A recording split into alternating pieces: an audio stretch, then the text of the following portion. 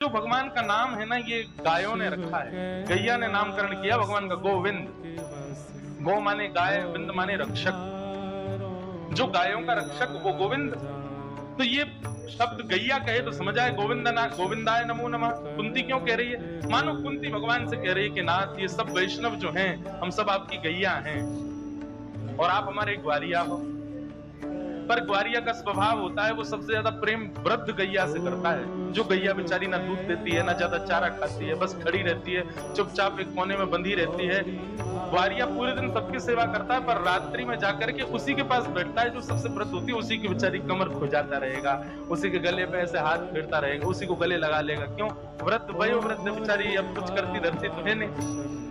तो मानो कुंती भगवान से कह रही हो कि ये पांडव सब आपकी गौशाला की गैया हैं। कोई बछड़ा है, कोई बछिया है, कोई युवा गैया है, पर आपकी इन पांडव रूपी गौशाला की सबसे वृद्ध गैया तो मैं ही हूं।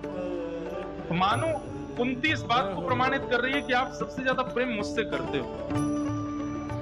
भगवान बोले, आपको कैसे पता कि हम सबसे ज्यादा आपसे प्रेम करते हैं? तब कुंती कहती है कि यथा ऋषिकेश खलेन देवकी कंसेन रुद्धार्थ चिरं सुचार्पितम् विमोचिताहं च सहात्मजा विभो त्वयैव नाथेन मुहुर्विपत्कणा। एक बात कहें, बहुत साल बाद याद आई है ये बात, ध्यानपूर्वक सुनो। भागवत में बहुत सारी स्तुतियां हैं, पर सबसे श्रेष्ठ स्तुति अगर आप मुझसे कहो कौन सी है, तो कुंती स्तुति है।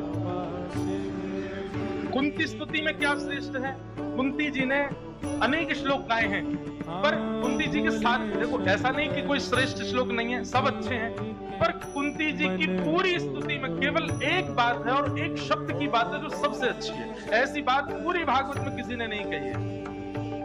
सब लोग इधर देखो, सावधानी से सुनो। ऐसा क्या कहा है कुंती ने जिसकी वजह से कुंती की स्तुति श्रीमद् भागवत की सबसे प्रथम स्तुति है? श्रीमद् भागवत 12 स्कंद युक्त पुराण संहिता, पुराणों का राजा श्रीमद् भागवत। ऐसी श्रीमद् भागवत की प्रथम स्तुति कुंती स्तुति, और उस कुंती स्तुति में एक ही शब्द ऐसा है जिस शब्द ने पूरी स्तुति की महिमा बढ़ा दी। ऐसी कौन सी बात है कुंती की स्तुति की? तो वो शब्द है त्वयैव नाथेन। पहले तो अर्थ सुनो, क्या कह रही है कुंती? कह रही है, हे कन्हैया, आप मुझसे बहुत प्रेम करते हो। अच्छा, एक बात होती है कि प्रेमी व्यक्ति जो होता है वो अपने प्रेमी से पूछता ही रहता है, तुम मुझसे प्रेम करते हो, तुम मुझसे प्रेम करते हो, मैं तुमको प्रिय लगता हूं।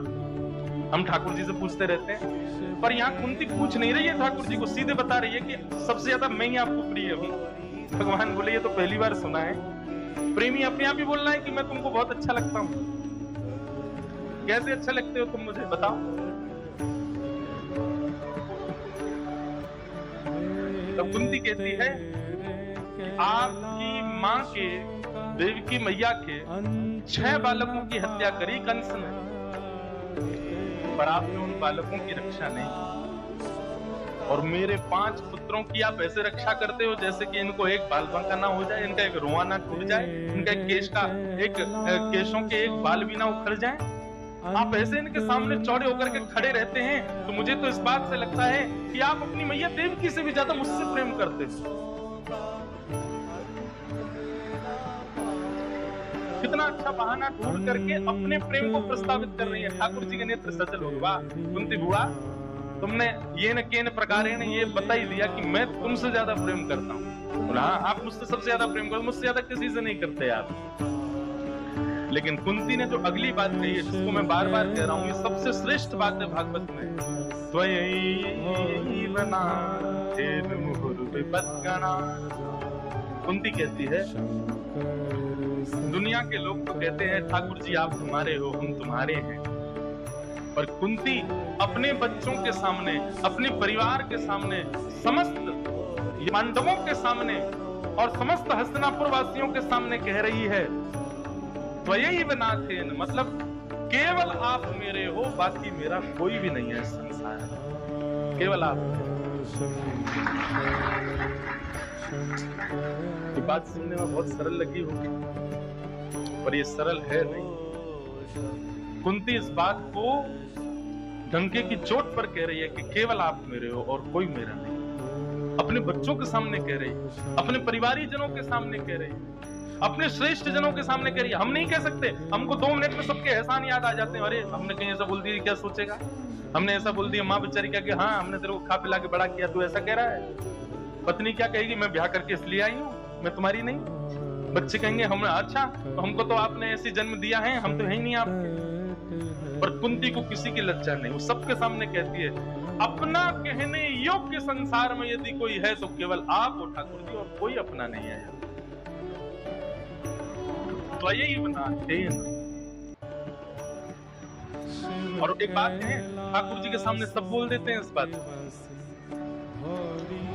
कहना है तो हर संबंध में इस बात को कह के दें, मेरे तो केवल ठाकुर जी। या फिर मीराबाई कहती, मेरे तो गिरधर गोपाल, दूसरों न कोई। मेरे तो गिरधर गोपाल, ये बड़ी बात नहीं है। बड़ी बात क्या है, दूसरों न कोई। ये मेरे तो गिरधर गोपाल तो हम भी बोलते हैं, पर दूसरों न कोई ये हमसे नहीं बोला जाता। हमारी तो सब है, छेना पोड़ा भी हमारा है, खाजा भी हमारा है, बर्गर भी हमारा है, पिज्जा भी हमारा है, ये गाड़ी भी मेरी है, घर भी मेरा है। अच्छा किसी से पूछो गाड़ी किसकी है, ठाकुर जी की है। छोड़ जाओ बेटा जगन्नाथपुरी खड़ी कर आओ, उसको ठाकुर जी की है। अरे भैया ऐसे क्यों कह रहे हो, हम लोग कितने नाटकबाज है, वास्तव में हमसे बड़ा नाटकबाज नहीं संसार में कोई। कैसी कैसी बात करते हैं लोग। कभी कभी मेरे मन में एक बात आती है, लोगों से पूछो कोई श्रेष्ठ काम वो कर दे, उससे पूछो अरे भैया तुम, अरे सब जगन्नाथ जी की कृपा, उन्होंने ही करवाया, मेरी कहाँ सामर्थ्य, जाओ नाम कर आओ उन्हीं के। वो नहीं कर पाऊंगा मैं, नाम तो मेरी ही रहेगी। ठाकुर जी भी इसीलिए हमेशा सारे मंदिरों में ठाकुर जी प्रसन्न मुद्रा में खड़े, वो हमको देख के हंसते हैं, आ गया नाटकबाज। अभी आके रोएगा, अभी आके बोलेगा सब आपका नाथ, तेरा तुझको अर्पण क्या लागे, मेरा लाभ खींच लूं सब मैं, अभी कुछ नहीं। बहुत कृपालु है ठाकुर जी, वो जानते हैं। पर कुंती बनावटी नहीं है, कुंती वास्तव में कह रही है सब आपका है नाथ, और केवल आप मेरे हो, दूसरा संसार में मेरा कोई नहीं।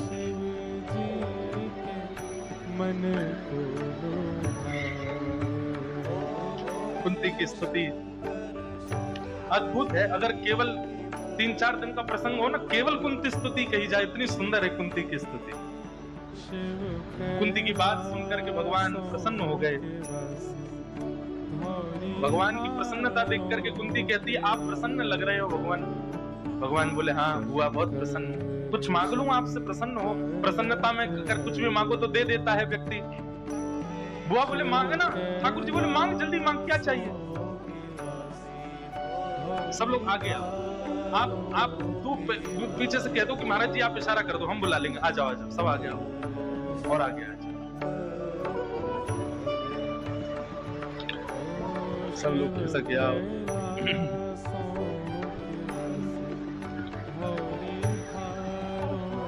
आप बड़े प्रसन्न हैं आज, आपसे कुछ मांग लूं। भगवान बोले मांगो ना बुआ, तुरंत मांगो, क्या चाहिए तुमको। बोले पहले तो वचन दो, जो मांगूंगी सो दोगे। ठाकुर जी बोले इसमें वचन की क्या आवश्यकता है, जब मैं प्रसन्न हूं तो जो मांगूंगी सो दूंगा। बोले नहीं नहीं नहीं, पहले वचन दो, जो मांगूंगी सो दोगे। भगवान ने वचन दिया, जो मांगोगी सो दूंगा बुआ, अब मांगो क्या चाहिए। याद रहे, मुकर मत जाना, मैंने जो मांगना है वो देना पड़ेगा। ब्रह्मा जी कांपने लगे आकाश में, बोले मेरी पदवी मांगेगी कुंती बुआ। शंकर जी बोले हमारा तो आज छुट्टी होने वाली है, अब शिवलोक इनका हो जाएगा। यमराज जी बोले यमलोक की स्वामिनी बनेंगी अब कुंती जी। इंद्र देवता बोले मेरा तो सिंहासन वैसे ढीला है, कोई जरा सा यज्ञ करे तो ये हिलने पहले लग जाता है कि बस अब हमारी पदवी गई। सब कांपने लगे, क्योंकि ठाकुर जी ने वचन और दे दिया है कि जो मांगोगी सो दूंगा। कुंती ने अपनी झोली फैलाई और फैला करके भगवान से कह रही है, विपदा संतुना सस्वत तत्रता जगद गुरो भवतो दर्शनम यस्या अपुनः दर्शनम। कुंती ने जैसे ही मांगा, त्रिलोकीनाथ स्तब्ध हो गए। ये कैसे दे सकता हूं?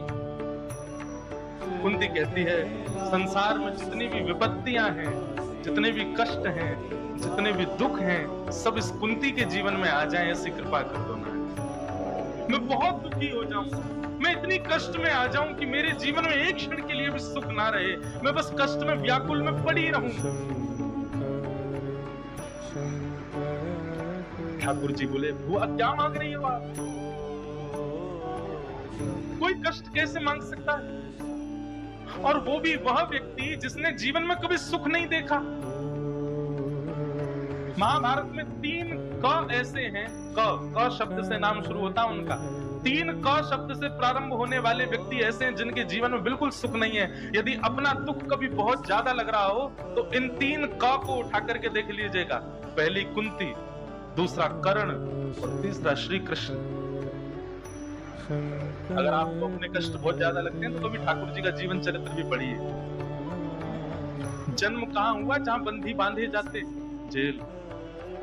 जन्म लेते ही माता पिता को त्याग दिया, और जिन माता पिता से संबंध बनाया, जिन ब्रजवासियों से प्रेम किया, 11 वर्ष में उनको छोड़ दिया। और उनके बाद वास्तविक परिवार के पास गए जिसको वो स्वीकार ही नहीं कर पा रहे थे। और जैसे तैसे उस परिवार के प्रति भी प्रेम प्रकट हुआ, मथुरा पर चढ़ाई हो गई।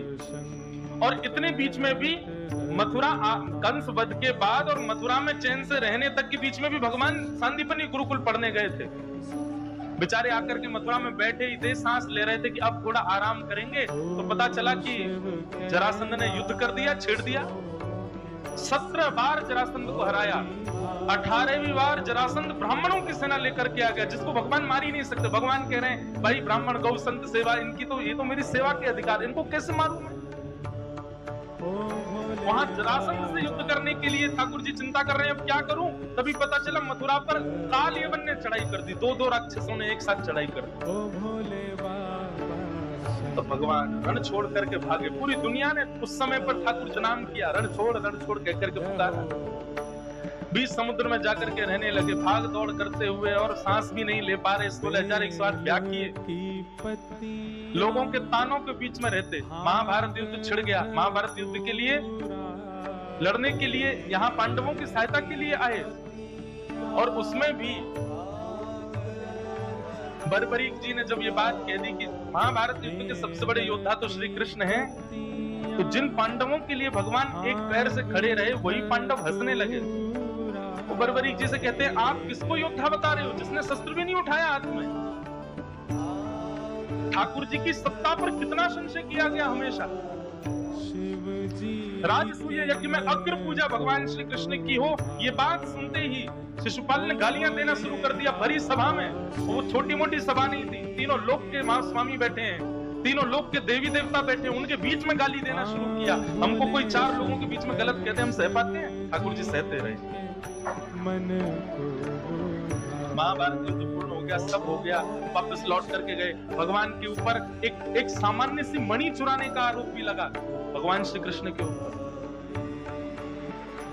और वो आरोप पर द्वारिका के लोगों से छूट गया। भगवान की स्वयं की पत्नी सत्यभामा को संशय हो गया कि हाँ, मुझे भी लगता है कि द्वारिकाधीश नहीं छुपाई।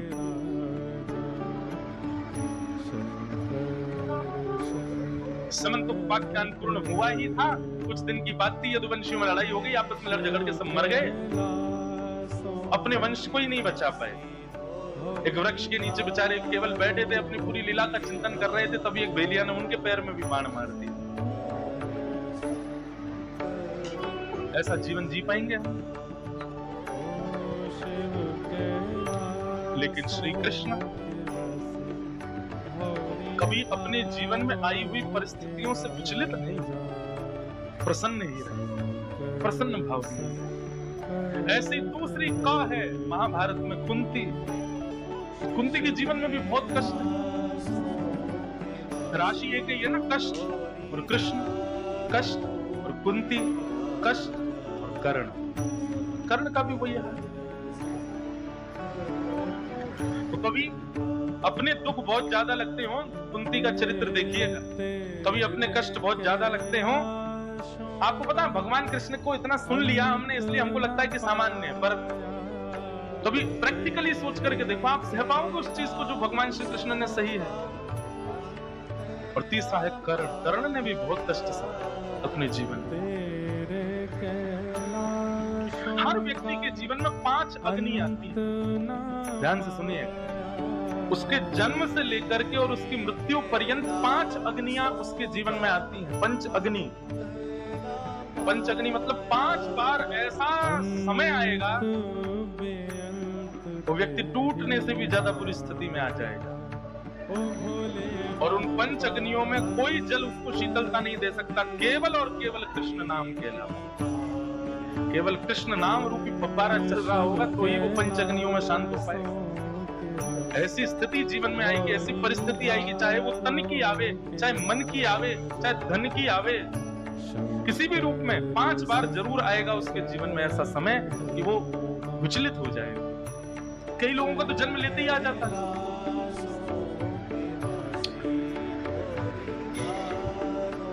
कुंती ने जब आज पुनः फैला करके भगवान से कहा कि मुझे कष्ट दे दो, भगवान बोले बुआ तुझे कष्ट भुगते भुगते तेरा पेट नहीं भर रहा, तूने आज तक सुख देखा कभी मुझे ये तो बता, और तू आज फिर से कष्ट मांग रही है मुझसे। कुंती भगवान से कहती है, अच्छा कन्हैया एक बात बताओ, आपको ये बात लगती है कि आज तक मेरे जीवन में कष्ट था? बोले हाँ। और अब क्या लगता है आपको? भगवान बोले अब तो सुख का समय आया है, महाभारत युद्ध तुम्हारे पुत्र जीत गए, देखो युधिष्ठिर के सिर पर स्वर्ण मुकुट विराजमान हो गया, इतने सुख का समय आया, बुआ अब तो दुख मत मान।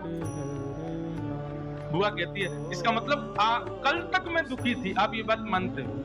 भगवान बोले हाँ, कल तक आप दुखी थी और आज मेरे जीवन में सुख आ गया है। बोले हाँ। कन्हैया कल तक मेरे जीवन में दुख था, कष्ट था, तो आप यहीं खड़े थे, पर आज युधिष्ठिर को जैसे ही मुकुट पहनाया है, महाभारत युद्ध हम जीत गए, तो आप रथ में बैठ के द्वारिका जा रहे हो। मुझे नहीं चाहिए वो सुख जिसमें श्री कृष्ण मुझे छोड़ के चले जाएं। मुझे वो दुख बहुत प्रिय लगेगा जिसमें श्री कृष्ण मेरे पास खड़े रहे, जिसमें मेरे कृष्ण की स्मृति बनी रहे। वो कष्ट मुझे चाहिए। ठाकुर जी के नेत्र सजल। वास्तव में कुंती ने कोई सांसारिक कष्ट नहीं मांगा। कुंती ने केवल इतना कहा है कि अपने भक्त को आर्त में देखते हो नाथ, तो आप कृपा करने का मन बनाते हो, तो इसलिए मुझे वो आर्त बार बार चाहिए जिससे आपकी कृपा करने की स्थिति बनी रहे। जब आप देख लेते हैं कि अब इसके जीवन में कोई कष्ट नहीं, तो आप भी आराम में चले जाते हैं, थोड़ी देर के लिए दृष्टि हटा लेते हैं। मुझे नहीं चाहिए कि आप मुझसे दृष्टि हटाओ, आपकी दृष्टि सदा मुझ पर बनी रहे, ऐसी कृपा मुझ पर बनी रहे, उसके लिए कष्ट मेरे जीवन में बना रहेगा। कुंती की बात सुन करके बंधुओं, वैष्णव के लिए सबसे बड़ा कष्ट क्या है? विपदो नैव विपदः संपदो नैव संपदः, विपद विस्मरणं विष्णु संपद नारायण स्मृति। ठाकुर जी की याद बने रहना ये वैष्णव की सबसे बड़ी संपत्ति है, और ठाकुर जी को एक क्षण के लिए भी भूल जाना ये सबसे बड़ी विपत्ति है वैष्णव की। कुंती ने आज भगवान से वही विपत्ति मांग ली। ठाकुर जी ने कुंती को अपने हृदय से लगाया और कुंती के प्रेम के वशीभूत होकर के ठाकुर जी बोले बुआ मैं तुझे वचन देता हूं, जब अपनी लीला पूर्ण करके जाऊंगा ना, केवल तुमको साथ लेके जाऊंगा। और वही हुआ। जब अर्जुन ने लौट करके आकर के पांडवों को बताया कि भगवान श्री कृष्ण अपनी लीला पूरी करके चले गए शब्द सुनते ही बाकी सब तो शोक में आए, पर कुंती के तो प्राणी निकल गए उसी समय। जैसे ही पता चला कि श्री कृष्ण अब नहीं है, श्री कृष्ण लीला पूरी करके चले गए, तो कुंती भी भगवान के साथ ही गई।